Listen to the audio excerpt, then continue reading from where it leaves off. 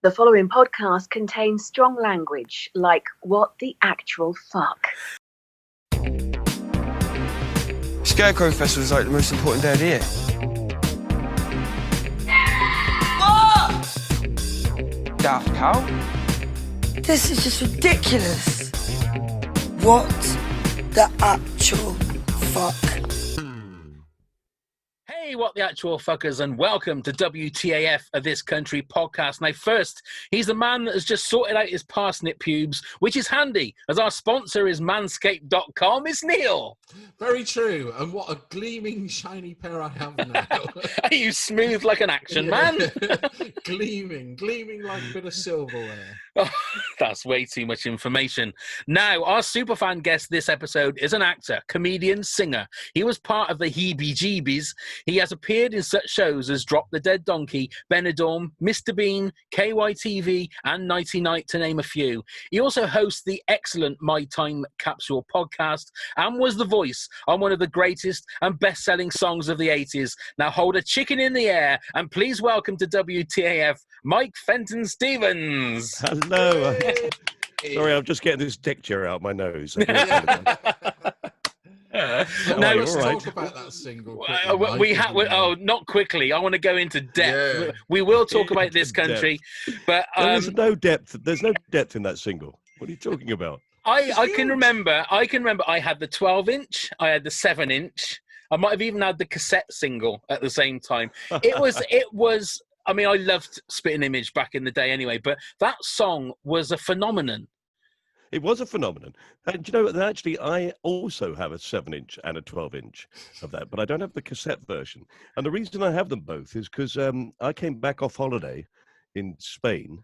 This is in the days when nobody had a telephone that you could actually call unless you went to a booth and put lots of coins in it. So I came back from holiday in Spain to discover that my answer phone, which was a very modern thing that I had, was absolutely rammed full of messages, all going, brilliant, hooray, congratulations. And I thought, what have I done? I had no idea what I'd done at all. And then I rang Philip Pope, who wrote the music for it, and said, what's going on, Phil? You've rung me 3 times saying, isn't it good news? And I don't know, have you had a baby or something? And he said, no, we're number 1. So I then went to W.H. Smith, to their record department, which is they used to have, and I said, have you got a song? It's I think it's a chicken song, and they said, yeah, it's number 1. I went, right, could I get one? So I bought my own record, and then she said, what do you want? Do you want the 6-inch or 12-inch? And I said, I'll have both, I think. Yeah. And she went, okay then. She must have looked at me as if I was completely mad, because I was not the target audience for this record. She must have thought I was buying it for my child or something. But then I did that really, really terrible thing of actually sort of looking at her and grinning and then saying, that's me, actually. So when you were recording that, can you imagine how embarrassing that is, though, for that girl? She did one of those, what the actual fuck? But when you were recording that, you must have looked over at Phil Pope and gone, what are you making me sing? This is ridiculous. Yeah, we did. Yeah. We did. I mean, it was really right at the end of the session. It's always the way with those things, that you never give anything any great regard. We'd done some really great songs in that session. We did a fantastic Michael Jackson thing, which was a sort of a piss take of Bad. And God, it was fantastic. We were so chuffed with it. And then Phil said, oh, we've got this thing, which is like a black lace thing, Agadoo. And he said, just a bit of a Mancunian accent. Mike, you do it. And I went, okay, how's it go? And he goes, I said, oh, yeah, okay. So I sort of had the music there and I followed it along, and it's fairly easy. And, he just waved his hand at me every time there was a key change. And I think we did it in about 2 takes. And then everybody else came in and we all sang the chorus stuff together. And that was it. And you never think about it. You don't think of them. Even when they said we're going to release it as a record, everybody on it said, yeah, so. So it's extraordinary, isn't it? I think it sold over 750,000 copies, which if a record did that nowadays, it would be, people would go mad. It is crazy. Well, kids, go on YouTube and Google or go. Can you go on No, YouTube? don't. Google? Don't be fucking stupid. You don't want to. It's Don't go and awesome. listen to it. Oh no, you've got to a whole new generation. It'd be Spitting amazing. image, the new spitting It'll be- image now. The new spitting image is coming out, isn't it? Yes, with young people, I should imagine. Because none of us old people have been, contacted. I mean, even John Lloyd, I think, just went. You're joking, aren't you? Yeah. You'll never make it. But it's the perfect time for it to come out, isn't it? And absolutely the perfect time. I really want to see Boris Johnson's puppet. Yeah. I want to see Boris Johnson's puppet strung up. Actually. Hopefully that's the first episode. The trouble is that I think the puppet will be more sort of reasonable than the actual real person. That's the only trouble with Boris Johnson. But we're not going to get quite. Political. No, let's not get into politics. Come on. We're not going to get political. Mike, I do have another quick question about that song. So whose idea was it to release it and why? Well, the Spitting Image, I think, the Spitting Image production company, they thought, there were always sort of silly comedy songs. So they weren't looking for a pop parody and they weren't looking for anything very specific. And that came along and it seemed to be just a sort of a generic silly song. So they thought, well, we'll release it. They had, I think, released I've Never Met a Nice South African, which didn't get to number one.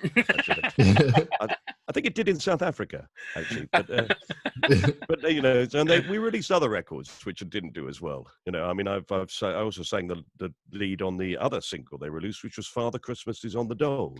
Oh, Santa yeah, I Claus remember is on the that. Dole. Yeah, that was me.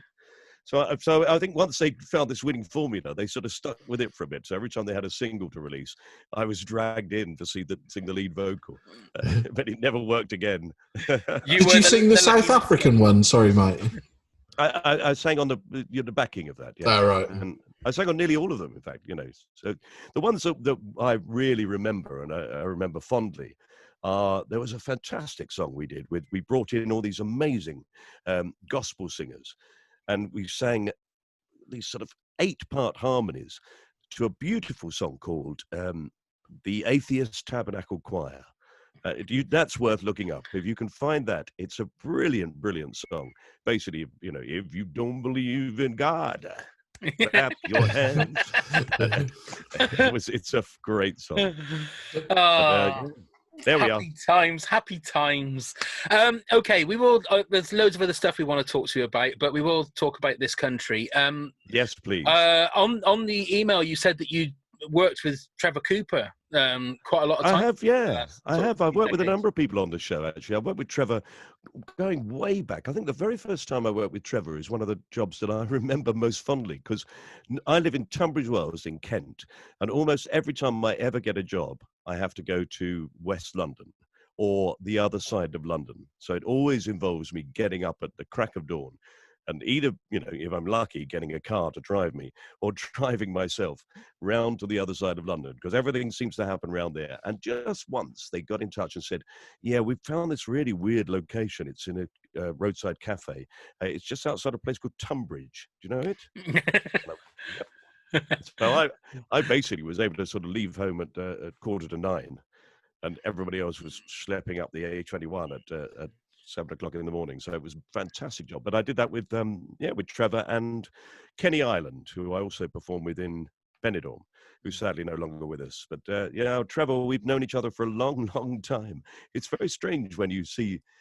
Well, I suppose you see yourself as well, but you see people playing, really old duffers, sort of people right at the end of their life, and you sort of go, oh, look at Trev, He's brilliant. He is fantastic, and it's so sad. That's that episode where he thinks he's found love. Yeah. And that is, to me, that's the whole thing about this country, is that again and again it makes you laugh, and then you just go, oh no, that's so sad. That is so sad.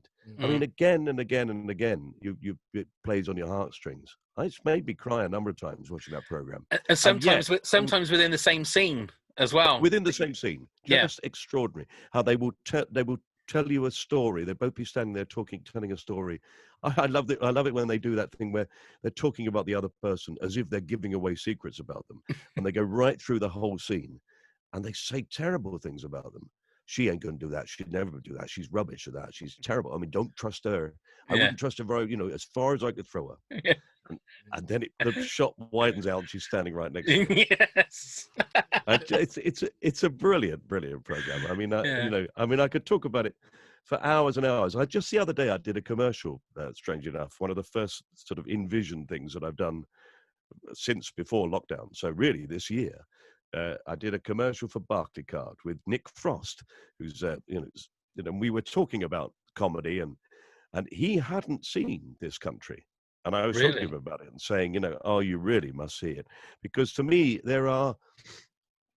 sorry, I got a terrible cold, but there are several programs that I think are really right at the top of my list, So this country, I think, is probably right up there with Him and Her. Do you remember that series? Which is again, masterful. I mean, it's a masterful series. Oh God. They're so beautifully done. I think the comedy in them is so what he Nick Frost said. Yeah. What about Nighty Night? And I sort of go, well, I agree, but I think that actually Nighty Night is a bit more extreme. It's a sort of you could absolutely watch this country and believe it was a documentary. I'm sure that people did. I'm sure that people absolutely they have. Yeah. Quite often, late at night, you'd flick channels and you'd see them standing. You think, I don't want to watch a bunch of losers in a coffin. And you flick over. I think I may even have done it myself the first time I watched it, and then you click onto it and you catch onto what's going on. And God, it's brilliant. It's really brilliant, isn't it? I mean, I don't have to tell you. You're doing a bloody podcast about it. Is that how you were introduced to it? Just seeing it on the telly and catching it and watching it? Absolutely, yeah. It's strange, isn't it? Because you'd think that I would have known about it, as it were. I mean, I sort of actually just flicked on and found it on. I think it may have been my wife actually has said, who was flicking through and just said, "Come and watch this," and I went and watched it. And then when it finished, I went, "Oh, it's Paul Mayhew Archer's son." My career started almost with Paul Mayhew Archer, who's Simon Mayhew Archer's dad. And when I was a very young man, I was in a radio series called Radioactive, and Paul was the second producer of it. The first was Jimmy Mulville, who owns Hat-Trick Productions and is fairly successful. He was the first producer. Then Paul came in and took over, and then he handed over to some other people. We had about 3 or 4 through the series. But Paul then carried on right through my career. I've done a series called Old Harry's Game, which is with Andy Hamilton on Radio 4. We did it for 16 years. We did loads and loads of series of it. It's a brilliantly funny comedy. If you're interested in sort of the history of comedy, it's a great thing to listen to. But and Andy Hamilton is again one of the great writers. But Paul produced all those. So Simon's dad produced all those, and Paul now has Parkinson's. And I remember actually us sort of becoming aware of the fact that he had Parkinson's when. Almost before he did, I think. He always, whenever we'd finished a recording, he would run down from the booth at the back of the theatre with the audience and run down as if he was very excited. And then he'd sort of lose his balance and fall over and just regain his balance in time as he got onto the stage. And it used to sort of liven the audience up, ready for the retakes. And that was his little trick he did every time. And I remember him coming down once and actually really losing his footing. And as he tried to climb the stairs, he lost his footing and rolled over and smashed into the speakers. And oh dear! We were all really worried that he was hurt.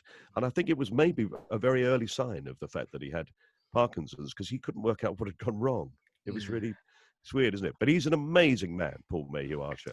Well, we've interviewed him as well. Here, we have. And I was listening to him on your podcast, which we will talk about a little bit later on. And I thought it was just, he's one of those guys that he doesn't dwell on the fact that he's got Parkinson's, but he's like really upfront about it. And obviously he uses comedy as a way of dealing with it. And I just find it fascinating, and he's hilarious. I thought that was a lovely episode that you did with him. Oh, bless you. No, well, I've known him a long time, so it's always difficult when you're talking to friends, because you think to yourself, well, we're having a good time. You don't know if other people are having a good time as well, you know. So I'm glad. I mean, actually, you're right. My wife says it's her favourite episode of all. We've done 35 episodes now, and there are others that like as well, but I can see why. He's so naturally charming, funny, and at the same time serious. You know, he's so you can see how a man like him would produce a son. Like, I remember Simon coming to recordings that we did as a little boy. You know, I remember this little boy turning up and always being interested in the comedy, always being interested in why the comedy worked and why a joke worked. So he's obviously, you know, inherited exactly the same skills that his father has, because that thing of knowing that something is going to be funny and knowing that actually leaving the pause and when to cut in and when to go wide and all those great skills. I did. I think it may have been one of the first things that Simon did as a producer.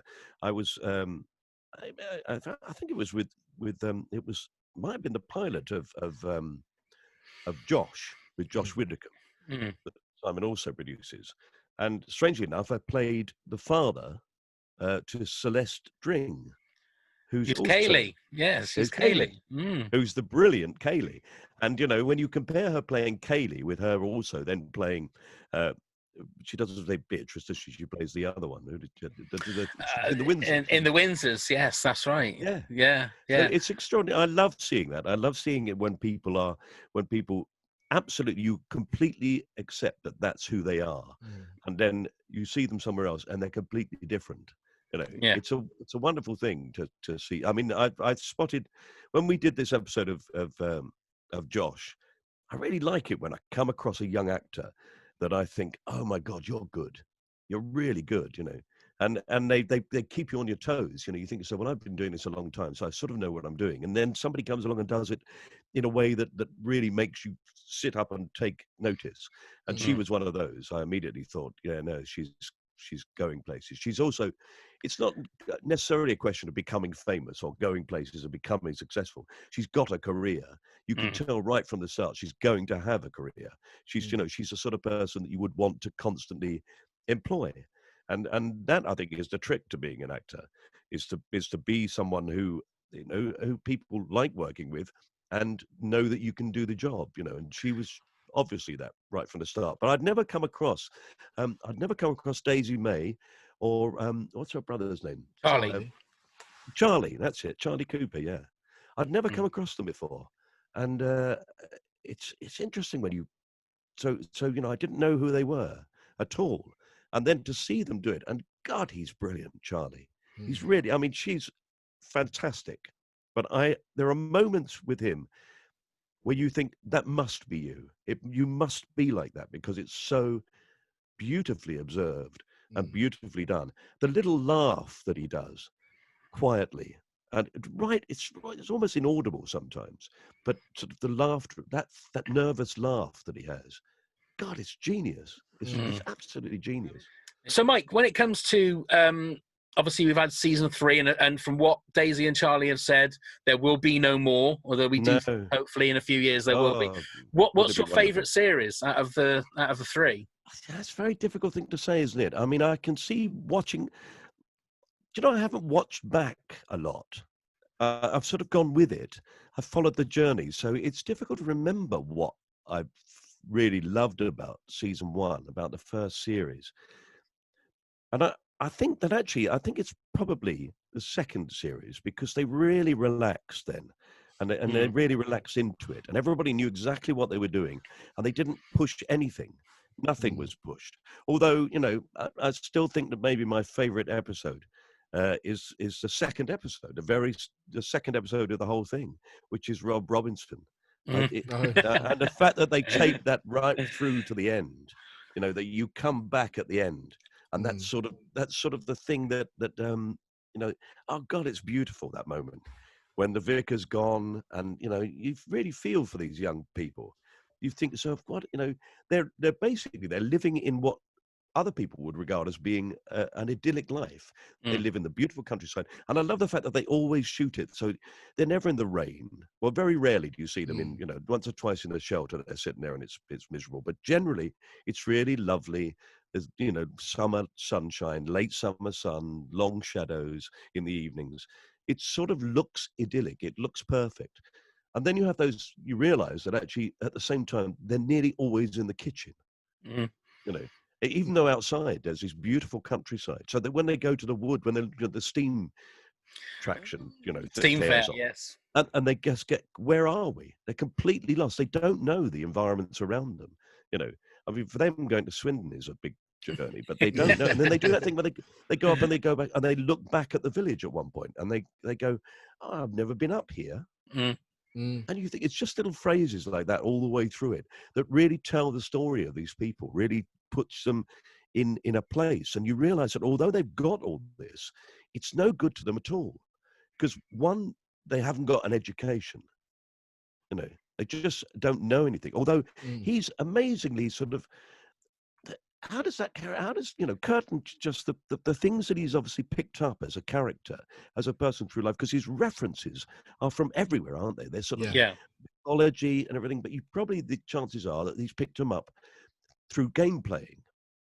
Yeah. That's or I not thought through his reading nan, them. because he likes to have a natter with his nan. I thought it was from his nan. Oh yeah. Maybe she's the one that's got this broad knowledge that, you never, he's not interested in watching the telly or anything, so he doesn't seem to be interested in that at all. He is a talker, isn't he? He likes to talk.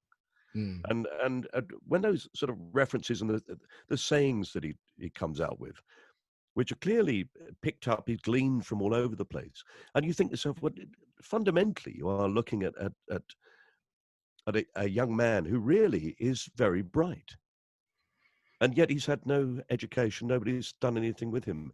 And he sees things in a very complicated way. And that's what makes his life so complicated. The fact that he just finds, the idea that he would mention somebody from school and say, well, you remember, he was there 2 weeks. You remember Robert Robinson? And they go, no. Yeah, you do.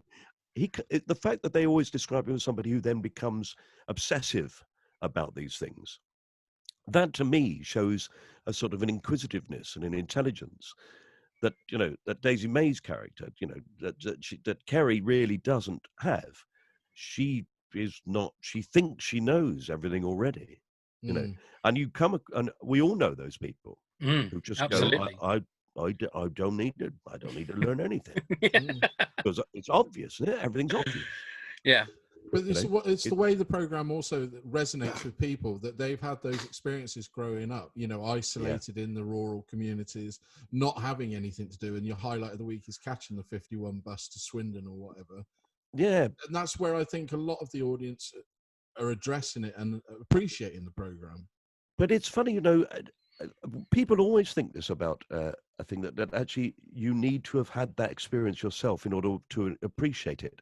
I had a very strange, it's going to sound like name dropping, and it is name dropping, in as much as I went to a BBC party after the first series of The Office had just gone out. And it wasn't terribly big at that point. But I cornered Ricky Gervais and Steve Merchant and said, God, that's brilliant. It's a brilliant program. And they went, oh, right. Did you used to work in an office? And I said, no, I've never worked in an office. No. And they went, well, how do you get it? And even after the first series of that program, they were still convinced that really their audience were people who knew that world. Yeah, yeah. And you don't have to know that world. No. I don't know the world of a Cotswold village and people hanging around in bus shelters. I don't know that world at all, but I absolutely appreciate what it would be like to be in that world. And it's the same. You look at that progression. I think that whole progression of those things, going from programs like, and our site, People Like Us, which is not a program that's mentioned very often nowadays, unfortunately, because it starred Chris Langham, and he's sort of persona non gratis. Yeah. But he was a brilliant comic actor for all his foibles and faults. And that is an absolutely astonishing series, People Like Us, 2 series of it. So if you've never seen it, it's amazing. You should watch it. Almost everybody in it is now famous, apart from me, I would say. No. I think you're famous, sir. I think you're famous. I don't think you realise this. You've got that face. That's the thing. You have that. But you look at that progression, you look at those people like, and so I was talking to Tom Goodman Hill, who was in The Office, and he was also in People Like Us, and he sort of said that, in Ideal with Johnny Vegas, those sort of very naturalistic things. And John Morton wrote People Like Us, and then he went on to write 2012 and W1A, and that style of doing something. I would like to talk to them and say, how much of it is improvised or how much of it is worked out before. How strict are the scripts? Because you can never tell. People Like Us was absolutely strict. There was no improvisation involved in it at all. It was completely. Even I've got a director's note from John Morton once where he said to me, the that you said in that sentence is an Yeah, so it's that detailed, but you then have to learn the thing incredibly well, so that you can then say it as if it's just come out of your head. That's the secret of all acting, really. I mean, I still remember lines in it where he said to me, "So do you think you've lost your faith?" I played a vicar in it, strange enough, and terribly envious of the vicar in this country, but never mind, can't play them all. But actually, I would never, ever have played it as brilliantly as he plays it. It's fantastic. But anyway, John Morton said to me, gave me this line. He said, "Do you think," Chris Langham said, "Do you think you might have lost your faith?" And I said, "No. Yes, possibly." But that is exactly as it was written. Yeah. The nose, the sport, the stops, everything. And I've learned it, so I still have that muscle memory of having forced it into my head exactly as it was written. So it would be interesting to find out. I might talk to Trev actually and just say, when you're doing it, because I can see there looks to me as if, there's an element of improv in it. I've never asked anybody. Oh, we have. Anyway. Yeah, we have. Yes. Yeah, it's been a question that's been asked to us many times, to ask them as well. But the third series, I believe they allowed more improvisation, whereas before it was mainly all scripted. Yeah, the majority of it is scripted. They were on such a tight budget and such a tight timeline that they didn't really have time to do it. But I think they had a little bit more time in regards to. It's very difficult to edit things, I think, when you don't. I suspected that it would be done like that actually they would know what they were doing, and not just be making it up. Because you can do things also then, and you think to yourself, "Oh, that was really funny," and then when you get back to editing it together, you go, "Oh no, it gets in the way. It doesn't really work," and you can see that it's a cheat, So yeah, best to work out the script beforehand, learn it, and then have the brilliant skills that they have to make it look as if they've just interrupted each other. Exactly, and make it look natural. Exactly. As an actor, Mike, is improvisation something you enjoy doing? I do enjoy doing it. I have done it. It does frighten me a bit, because I know other people have much greater skills when it comes to improvisation. I think the reason I like it is because in order to get good at it, you have to relax. In order to be able to do it well, you have to be at ease. Otherwise, your brain sort of freezes up. Everything comes at you too quickly. You're too worried about other things. You can't concentrate on what you're doing. But if you're absolutely relaxed, all those games that they play in improvisational things where, for example, you start telling a story and then somebody points to someone else and they pick it up immediately and then they point back again. And have you ever seen those games? Yeah. All those sort of things. The only way to do them well is if you're relaxed. Because then when you're at ease and relaxed, everything seems to have more space around it. You feel as if there's more time available.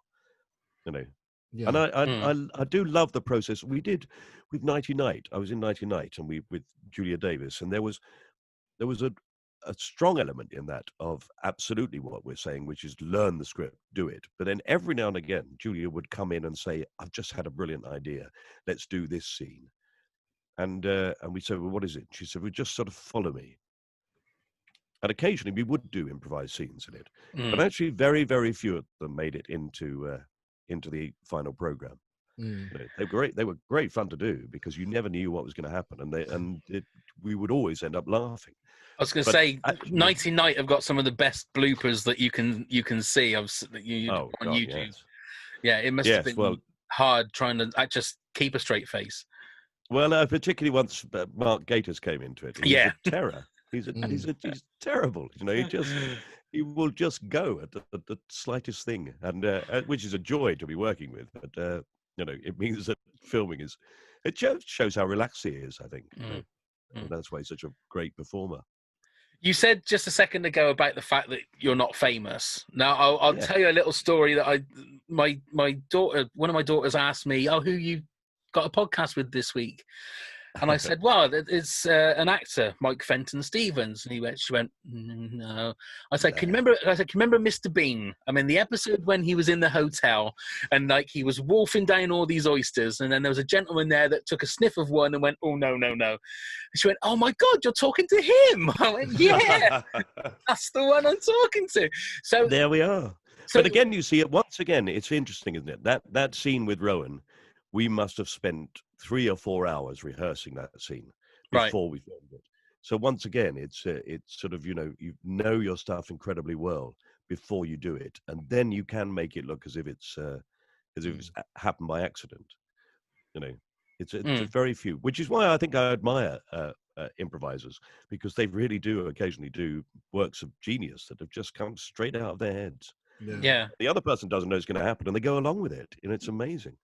So when you're filming that, and like it's your reaction to what it is that Rowan Atkinson is doing, is he doing that stuff off camera, or are they just saying, right, you need to react like this? Or with that, he was doing it off camera. Oh, right. Yeah. So I mean, he's very meticulous, Rowan, and he never leaves the scene and never goes off. Well, I'm not in this shot, so I'll walk away. You know, no, he's there right from the word go right all the way through. And, you know, it's why his comedy is so detailed and so perfect, I think, in many ways, because he really looks at the tiny, tiny moments, all the movements. I remember if you ever watched that episode, there's a moment where I come down the stairs into the foyer of the hotel, and then I realize that I've left my watch behind. So I go back, and the idea is that I nearly catch him sort of going into my room or something. You know, I can't really remember, but I came down the stairs and did this shot, you know, going, looking at my wrist and then turning around and going back. And Rowan came up and said, "If you tap your wrist, they'll know what you've forgotten."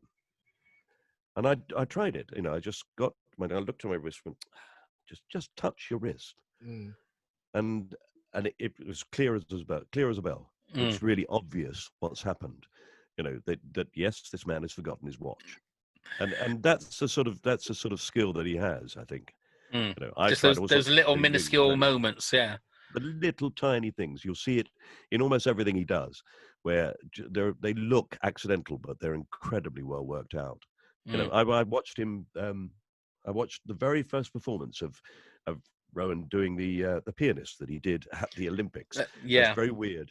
It's very weird to have seen that sort of just very, you know, sort of almost a solo performance, and then suddenly it's performed to the world. Those things in your life are really weird when they happen. You think, God, I saw this in his front room, and now he's at the Olympics. Oh dear. Go on, Neil. I was going to say, going back to this country, Mike, with the other characters apart from Kerry Curtin and the Vicar, is there anyone else that you absolutely love? I mean, oh my God, who's not terrified of Mandy? Terrified. No, oh God, no. There's no acting involved there, is there? From the other people, because she is terrifying. I mean, you just have no idea what that woman is capable of. Those drawings for the tattoos. You know, you would, though, if you sat with that woman in front of you saying, "Well, which one do you want then?" Yeah. You would go, the Elvis one? Can you do it small? You would, wouldn't you? You would. Because you just wouldn't be able to turn her down. Oh, God. No, so many things. I mean, so many things. Who's the name of the actor who's so... Trevor plays Len, doesn't he? That's right, yeah. What's the name of the... Arthur. Arthur, yeah. Arthur, that's it. Arthur, yeah, it comes back to me. I love the argument those two have by the bin. And Arthur is an actor. What's his name? He's a famous RSC actor. Yeah, I always mean, forget really. the gentleman's name as well, and I shouldn't. But it's David Hargreaves. That's David his name, Hargreaves. David Hargreaves. I mean, he worked with Olivier. He goes right back. He was part of Olivier's company. Came out of the RSC, and then he worked at the Old Vic in the famous season, doing the Critic and all those sort of things. So I'm a sort of an aficionado of older actors. I do like old actors, and it's very strange to suddenly be one. You know, it's a weird thing. All my career, I've really liked the company of boring old actors, and I have exactly turned into one. You know, so just people who just sort of tell you stories. I've got extraordinary stories that people told me when I was a young actor, because I was willing to sit and listen to these old farts talk about acting. So for my generation, the people that I'm talking about, so when I was in my 20s, people who were my age or older, in their 70s or 80s, they'd acted during the First World War. There were people who'd been involved with actors. I think I actually worked with an actor who, as a young actor, had worked with Edmund Kean, which seems absurd, doesn't it? Yeah. So it's quite extraordinary, those It things. is. I'm with you though, Mike. I love it when you get introduced to things. I always remember a friend of mine introduced me to Todd Slaughter.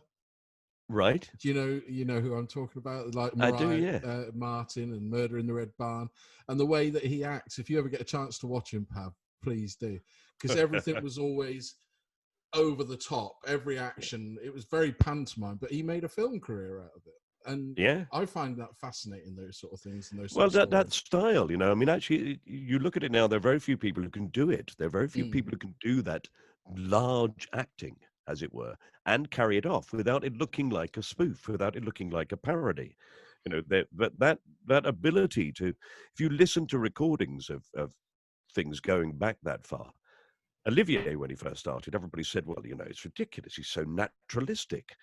And then watch Olivier do "Now is the winter of our discontent." Mad. And so they thought that was subtle. So it's really interesting, isn't that progression? If you look at the progression of things coming in closer and closer and closer, so that in fact you don't have to do anything, you just have to think it, and the audience can see it. The realization that an audience is skillful enough to get what's going on without you having to really tell them. I love that, and that's one of the great strengths of this country, I think, is that they never labor anything. They never push anything too much, and it means it's worth going back and looking at it again, because I'm sure there are loads and loads of things that you'd miss, I don't know, the detail, the precision of it, or just the whole idea of Charlie's performance once he gets behind that bar in the Bowls Club. We've all seen someone, and but he's desperate. He's absolutely desperate as a young man to be given some responsibility, to be given something to do. Yeah, it's so painful to watch. When he nearly goes off to Swindon and is going to go there, you can feel the excitement in him that actually this might be it. I might get out of this place. I might go somewhere. He knows that he's worth something. He knows he can do something. But he's never going to get the chance. I think you feel like his main responsibility is Kerry. And he feels that that's basically what his job is. That's nothing else is going to be able to move him away, because he has to look after Kerry. So, and she needs looking after. And she needs looking after, as we can tell with just to not see through her father and all that sort of stuff. Just to for it to be so blindingly obvious to everyone. It's oh God, it's just the most horrendous character, isn't it? It's a brilliant performance all the way through. Martin is just, oh my God. He's a shithouse. That's what we say. He's a shithouse. That's what we said from the start. Yeah. Right. Well, we're going to have a little quiz. I did say to you on the thing, but it's very simple. We're going to play Kerry or Curtin. I'm going to give you a line of dialogue. You need to tell me whether it was Kerry or Curtin that said it. Oh, wow, this is exciting. Okay, so Yeah. we've got 5 of these to do. And here's number 1. The weather in Frankfurt is 21 degrees Celsius, and we wish you a pleasant stay in Frankfurt. Is that Kerry or Kurt? That's Kerry. That is. Well done. That's when she's flying the planes with her dad. Indeed. Peeping Tom episode, 1 out of 1. Number 2. It's her own fault, actually, because she led me down this path.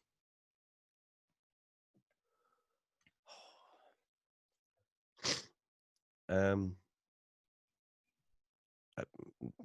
I'm going to have to guess. So I'm going to guess Curtin. That was actually Kerry. Random acts of Where's kindness. it from?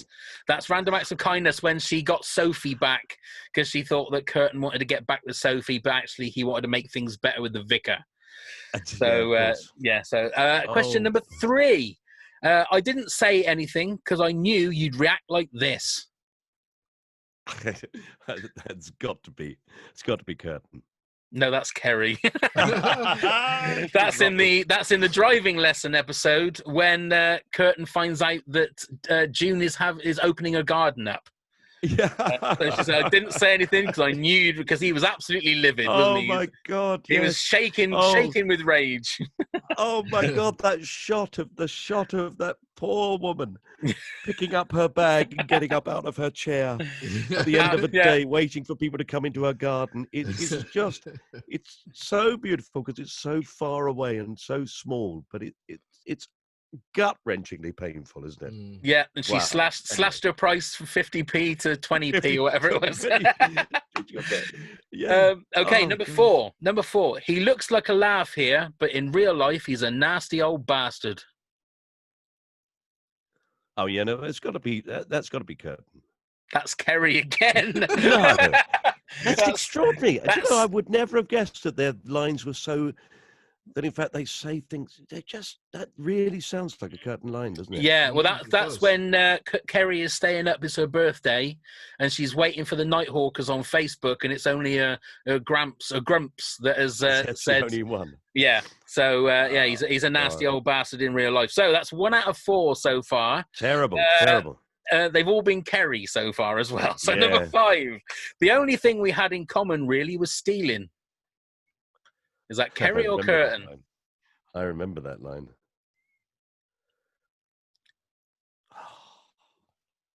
The pressure now. The pressure is. I'm gonna go Kerry. It was Kerry. It was all of them were Kerry. That was Letter from Slugs when she's. Of course, it was. Yeah, from the dump where she's buying. All that does is make me realise that I have to watch them all again. and that means my wife is going to come in and find me sitting with headphones on, just looking at my iPad, going, "What are you? Oh, you're not watching it again, are you?" Yeah. And what's not to love when you do? That's the indeed. What's not to love? No, when I was listening to your podcast with Paul Mayhew Archer, you was talking about the fact that you had 8 auditions for Beauty and the Beast. Yes. And that it was between you and Derek Guyler. Yeah, no, not Derek Guyler. Oh, wasn't it? No, well, I did say it was Derek Guyler. Oh, but it wasn't. In fact, it was. I don't know. Neither of us spotted the mistake. It was actually Derek Griffiths. Derek Griffiths. Of course, Derek Guyler was. Derek Guyler was the washboard. The Sykes, yes. To play the washboard. He was about. I think if it had been him playing it, he would have been about 80 at the time. I've only just realised. He could never have survived a year. He would have killed him off. Can you imagine it? Be our guest. Be our guest. Would have been terrible. I'd like to see it. That's only just. I've even wrote Derek Guyler on here, and it never clicked. He was from like the Eric Sykes show and stuff, wasn't he? It was, yeah. Anyway, yes. Come on, Sykes. No behaviour.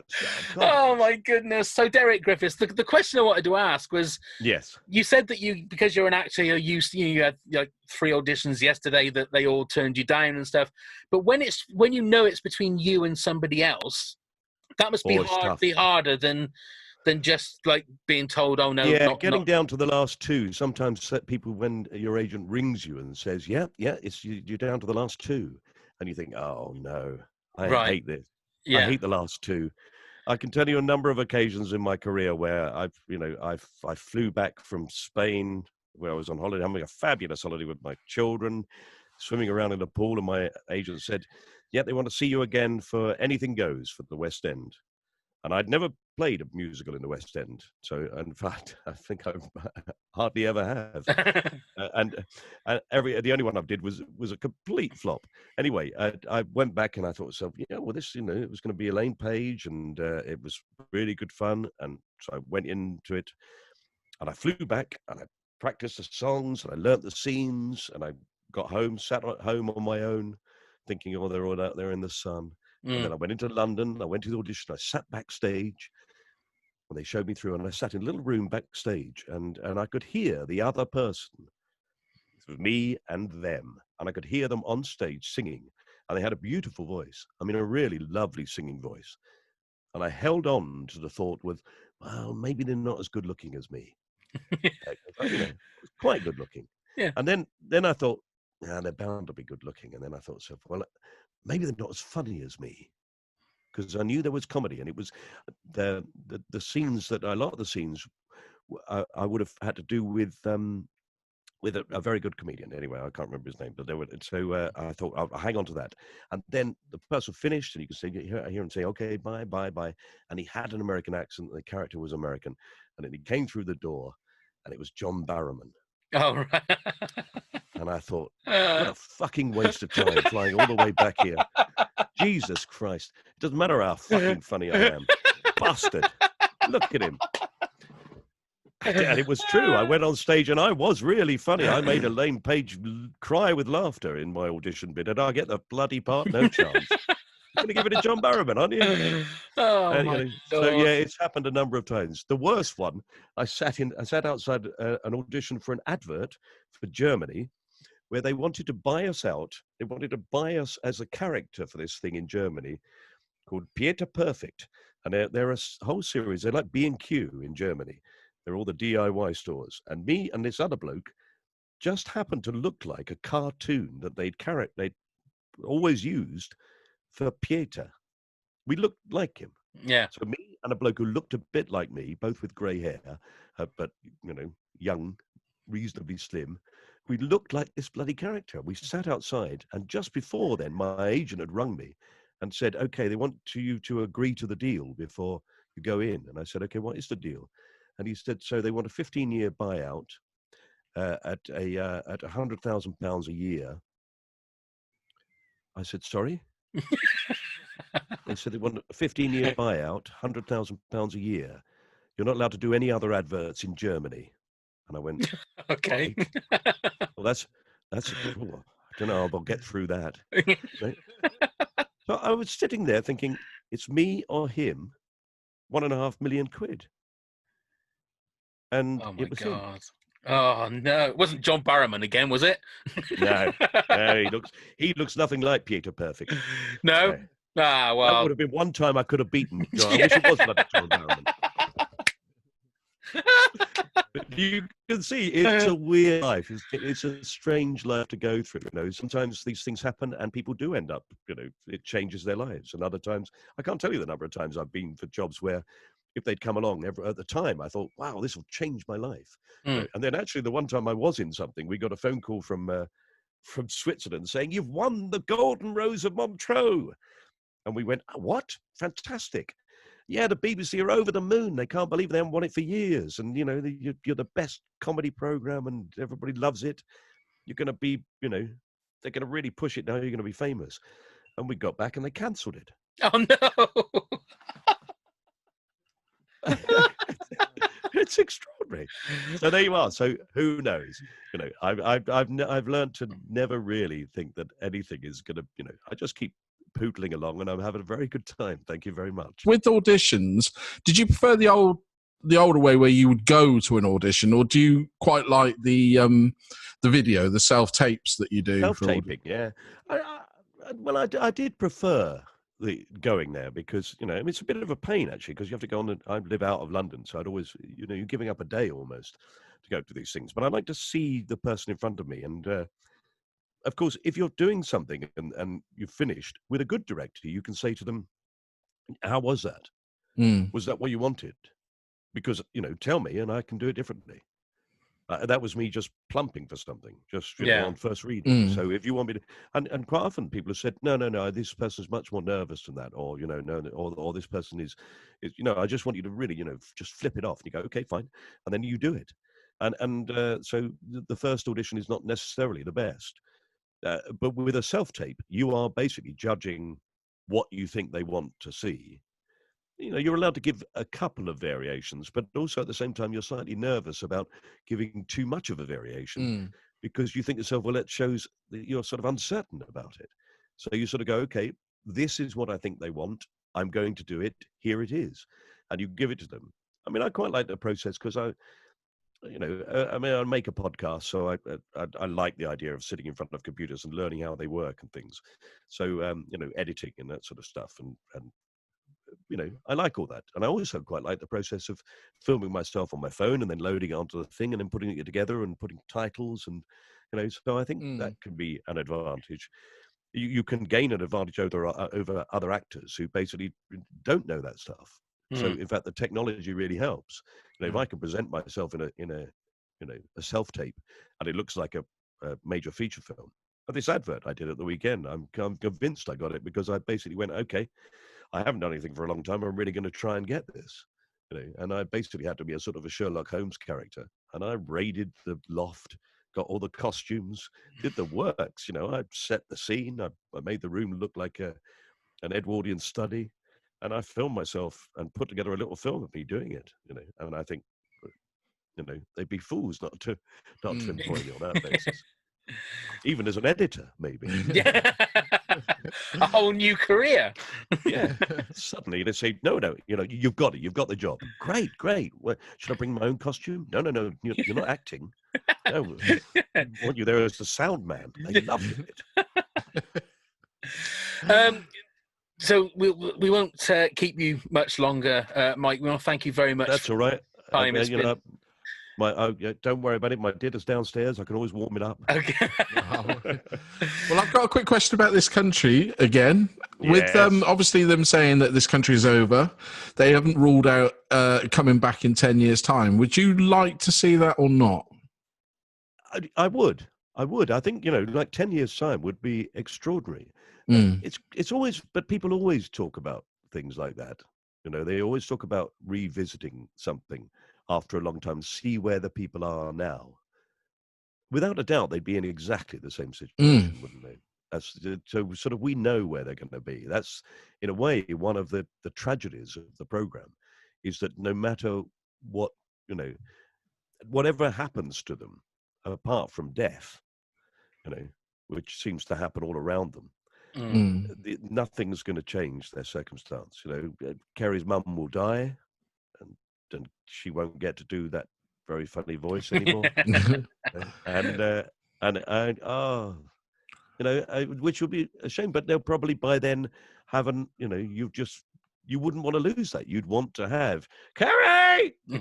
What? Kerry. Exactly. What? You get the rhythm of that. You want to hear that every time. So I mean, I can't see that.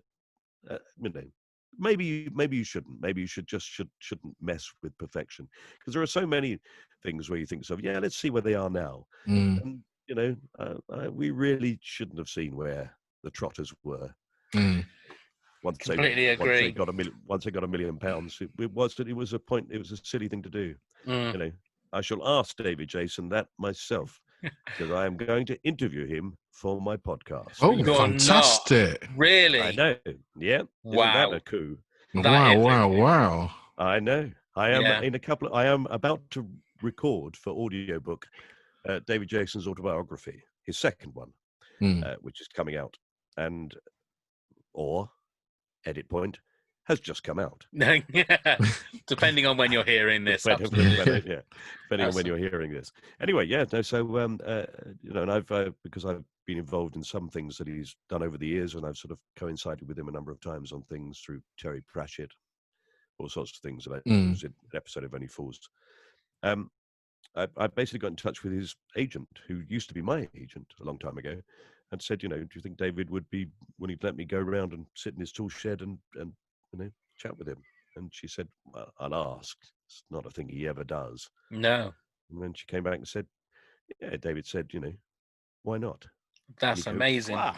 Isn't that Fantastic. amazing? That is amazing. Well, we will put a link to your podcast in the show notes so that people can, because I've been listening to loads of the episodes over the last few days, and Griff Rhys-Jones one was absolutely fantastic. That was so funny. I mean, the fact that he got, I think, 6 things into his time capsule Yes, for I a start, didn't he? And he started And with also- the thing that he wanted to get rid of as well, which I thought was quite refreshing. And also, you hear these people. I'm amazed, actually. Some of the people I've had on there, they just don't care. It's great when you get people sort of in a way towards a bit like me, towards the end of their career, and you go, I don't care. Yeah. I don't care. I've done it now. I've been there. I've done it. Yeah, And if people don't like it, there you go. Bad luck. Yeah, I mean, the thing with Griff, he's sat in a big house. He's made his money, so he really doesn't give a shit what people think about him, what he does. It sounded such a lovely life that he's got, that he just doesn't care about anything anymore. Mike, thank you so much for spending some time with us. It's been a real, It's been great honestly, fun. it's been a real pleasure to speak to you. It really has. It really has. Good luck with all the auditions. Let's hope that John Barrowman isn't anywhere near any of them. He's isolating. He's isolating in America. Now's the time.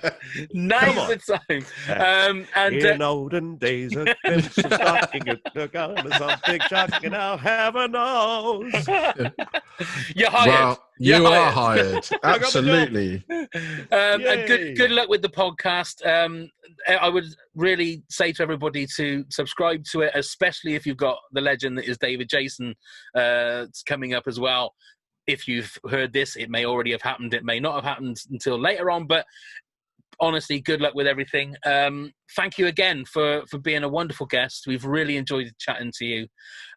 It's been a real pleasure. So thank you very much. It's all right. Yes, I'm going to go thank back you, and Mike. I'm going to watch it all again, just so that if ever anybody says to me, "Who said this line?" Kerry. I'll bloody know next time. We'll have you back. Neil, do you want to just finish off? Yes, absolutely. Absolutely. You can find us on all the social media sites under This Country Pod. You can email us if you've got any questions or you'd like to talk to us under WTAF-thiscountry@hotmail.com. And also do come to our website where you can check out everything that we do, plus tickets to our live show next year in May at WTAFpodcast.com. Wonderful. And you can come and support the podcast by joining our Patreon. It's patreon.com/WTAF. That's it. Thank you very much, everybody. Thank you once again, Mike. That's all right. Yeah, it's Thank okay. you. I'm just going to go downstairs. A bloke called Rob Robinson's just come round. Who's that? I don't know who you're talking about. I've got You know no Rob? idea. You No. remember Rob? No. Rob, Salamander. Hey, it's Salamander Man. Salamander Man. The latest Marvel creation. Yeah. Thank you very much, Neil. Thank you very much, Pav. Thank you very much, everybody Mike. else. And go and get plumbed, you fuckers. Scarecrow Festival is like the most important day of the year.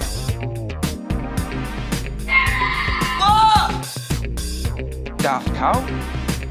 This is just ridiculous. What the actual fuck?